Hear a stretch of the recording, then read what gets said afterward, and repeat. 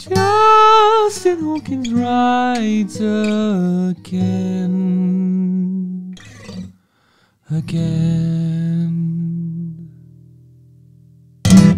Good day to you, it is I, Justin Hawkins. This is Justin Hawkins Rides Again, my YouTube channel. Don't forget to like, subscribe and sign up for the alerts. Today I'm going to be talking about the new Red Hot Chili Peppers song that came out. It's called Black Summer. It was released on the 4th of February. It's really new, from the album Unlimited Love, which is going to be out later this year. Some information about the Red Hot Chili Peppers. They formed in 1983 in Los Angeles. They've recorded 12 studio albums. Their music incorporates elements of alternative rock, funk, punk rock, and psychedelic rock. Considering those influences and genres, they're pretty mainstream, aren't they? I mean, they've been enormously successful. With over 100 million records sold worldwide, the Red Hot Chili Peppers are one of the best-selling bands of all time. Wow. Anthony Kiedis said that the band were early to combine hardcore funk and hip-hop style vocals and suggested they had influenced Limp Bizkit, Kid Rock and Linkin Park. I think it's hard to argue with that, actually. Of course it did.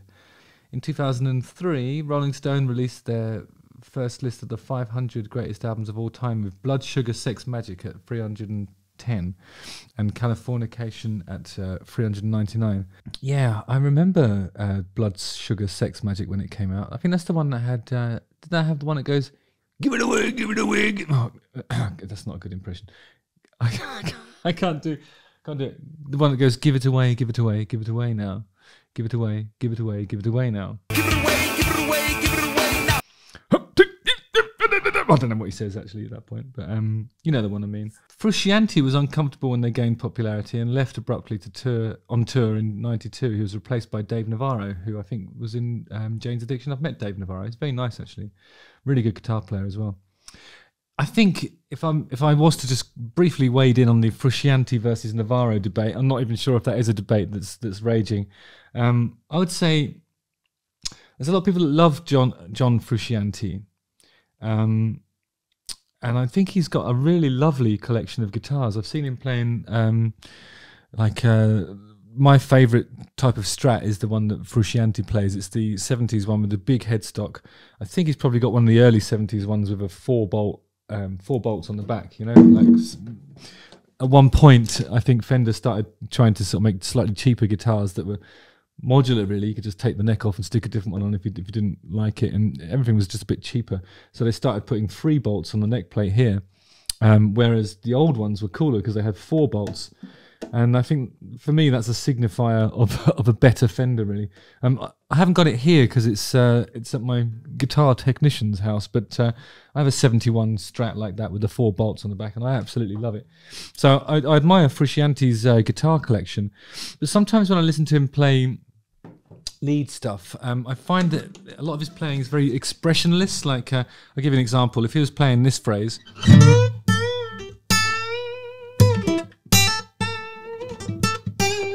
he would go,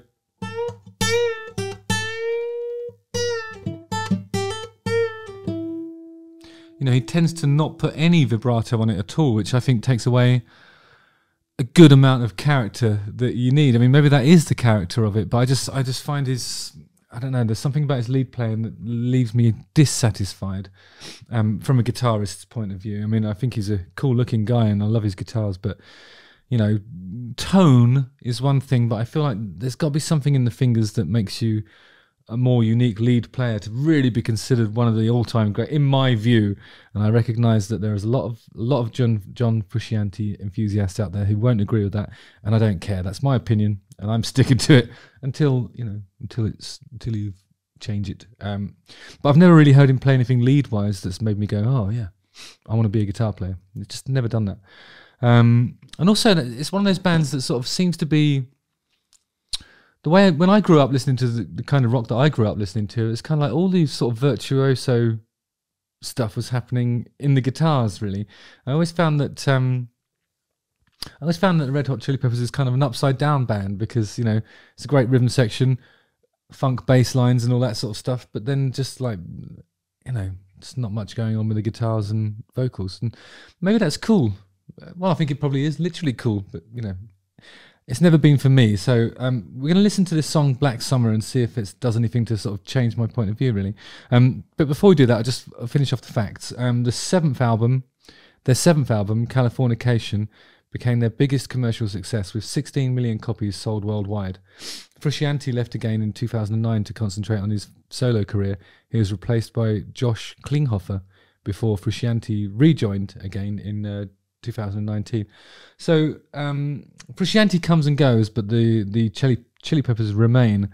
And he's on this record, evidently. So let's have a little look and see how it is. A lazy rain am I. The skies refuse. At first listen, you think it's going to be something like a reprise of the sort of a stylistic reprise of that Under the Bridge one. You know, the one that goes do do do do do do. And I suppose it sort of melody does sort of have an echo of that. No no no no no no no no. I don't ever wanna know. Maybe not. On the guitar, he's always going like. A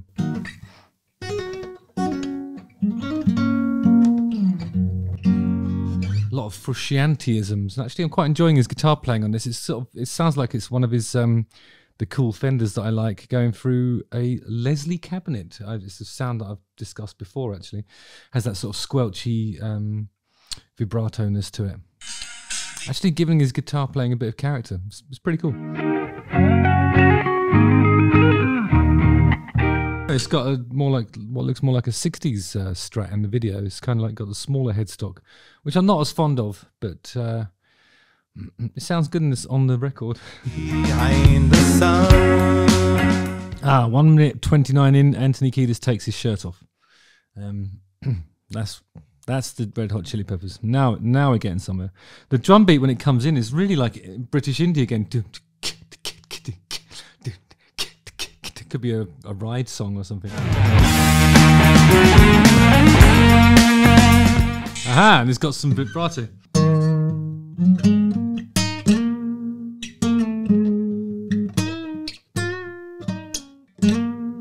I can hear him doing this, like he's finally,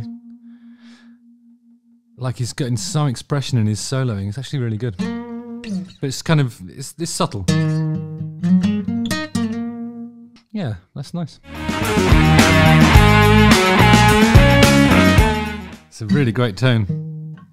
Sounds like he might be using, this is one for the nerds.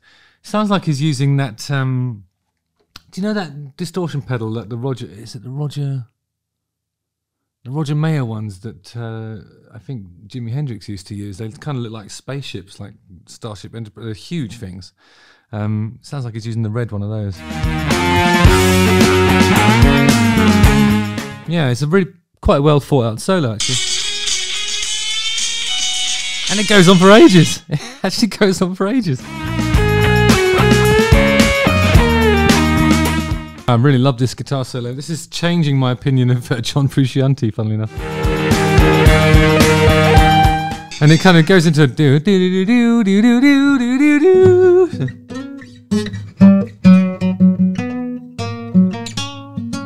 Something like that. Kind of, that's the sort of thing that Brian May would do, like a cheeky little fanfare amidst it all. The solo is really good, actually.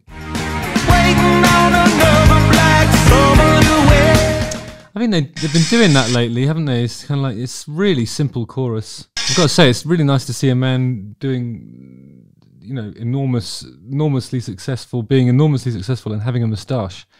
It's always admirable.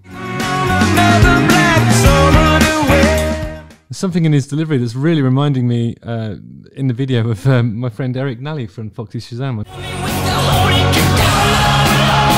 I don't know if anyone else is seeing that, but there's just something about this. The intensity of Anthony Kiedis has changed a little bit in this video. It's really reminded me of Eric. See, this is the kind of guitar playing that I normally associate with John Frusciante. That kind of thing, you know, just... Maybe that sort of style of guitar playing is what's kept them don't know, cool in a way, because it's, and I say cool, I mean, it's not, I think you might have sort of inferred from what I said at the beginning of this piece that I'm not really an enthusiast of this band, but I've got to say there's something, it's worth analysing, because I think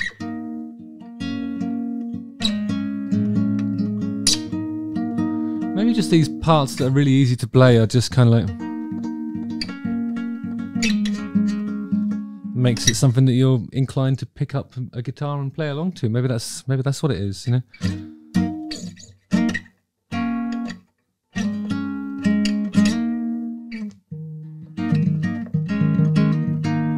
But they're so successful. It's kind of like their audience has obviously grown with them, even if they're sort of, even if it's not about wanting to play along with it. I mean, there's a lot of energy in it, so obviously they're probably great live, aren't they?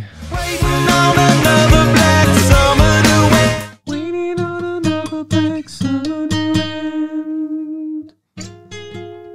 No harmony on it, just really simple. I just don't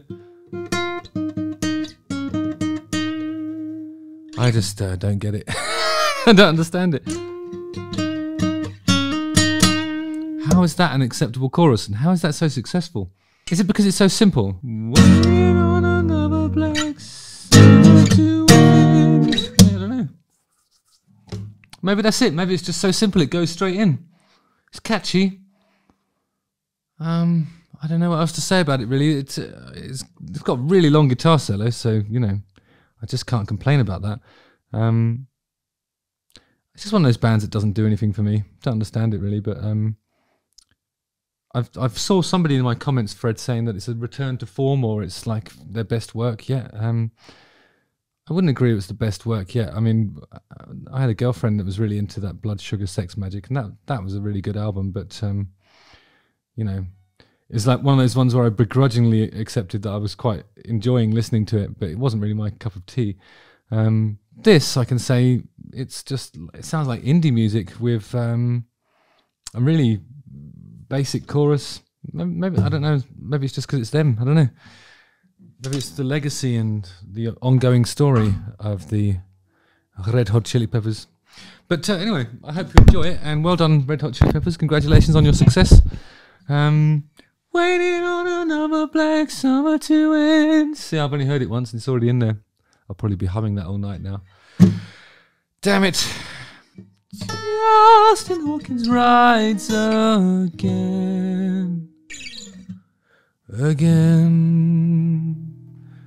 Like, subscribe, sign up for the alerts. Thanks very much. See you on the ice. Oh, watch one of these 2 videos. Cheers.